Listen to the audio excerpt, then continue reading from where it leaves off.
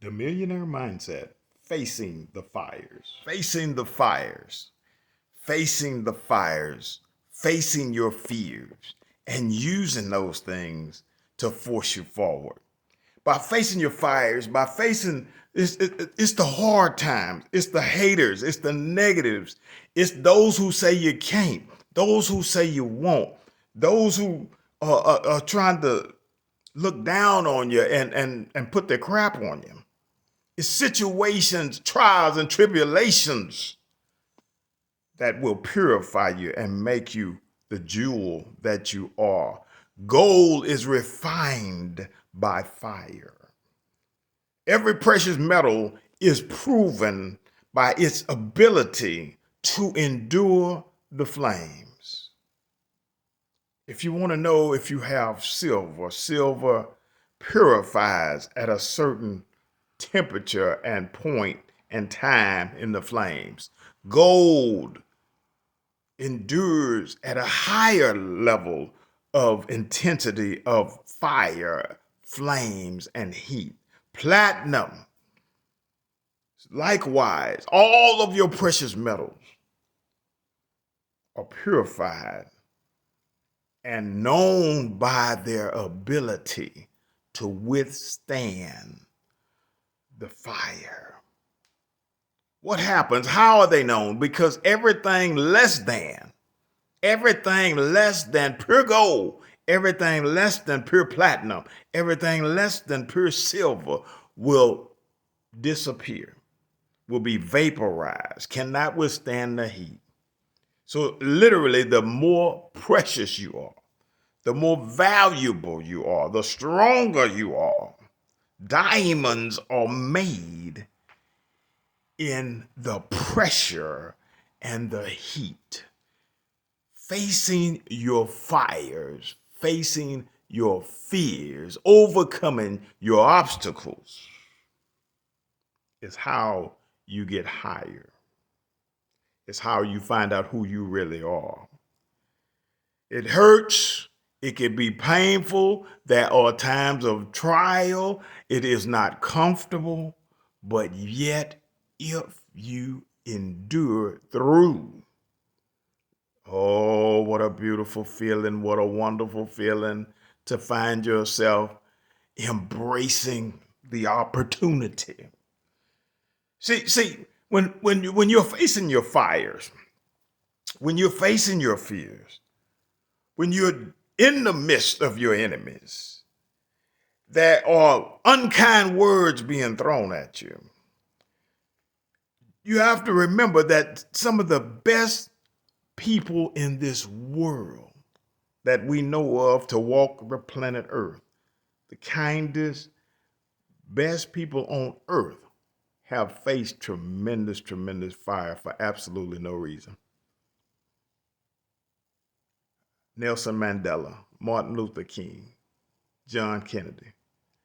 I mean, people have faced Jesus.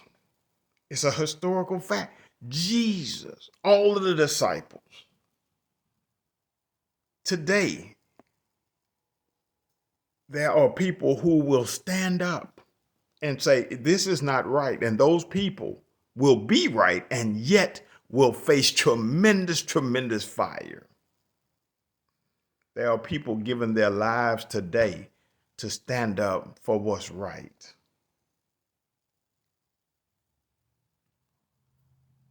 When you know that we live in a world where good is not appreciated as it should be, when you know that you live in a world where if you stand up and say global warming is real, there are those to this day who will deny you that, who will argue that with you. And you can simply say, well, go stand outside in the direct heat for 2 hours and tell me you don't think that it's hotter today than it was 30 years ago, 40 years ago. Same earth, same planet. What's different?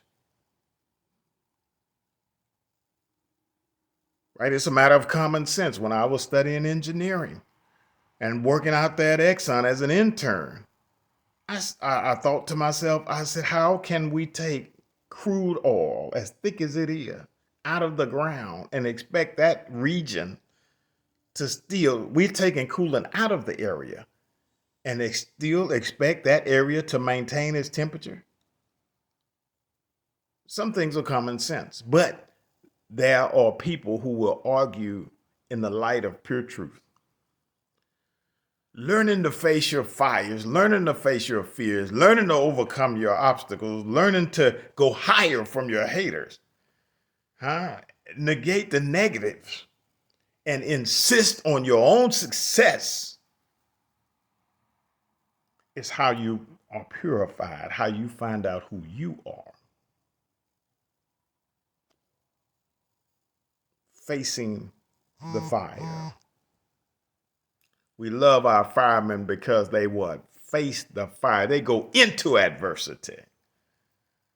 They see a horrible situation and they go into it. Why? Trying to save lives, trying to save souls. They are willing to put their own on the line. You're going to have to face some fires. You're going to have to face some fears. You're going to have to overcome some obstacles. You're going to have to get roughed up and bruised and your feelings beat on and maybe even physically threatened with hurt or harm. But if you are on the right road, if you are doing something good for this universe, if your purpose is positive, face that fire. Face that fire. By facing your fire, by facing your fears, overcoming your obstacles and the objections against you, you'll find yourself getting stronger and stronger and stronger. When a person runs for president, there are millions of people who are against them. No matter who wins, right? If that person wins, okay, great. There was more people who actively came out and voted for them than there was who voted against them. But can you just imagine having 70, 80 million people hate you? 70, 80 million people spew evil against you? What, can you imagine that? But that's the cost to be president. Whether we like that president or not, that's the cost of them being president, is knowing that at a good half of the people who vote,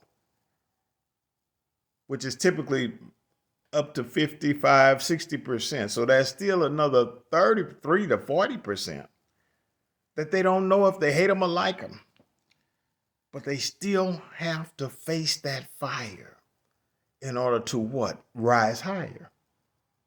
So that they can do what? Ideally, they're running for president, truly believing that what they want to do and accomplish is for the universal good.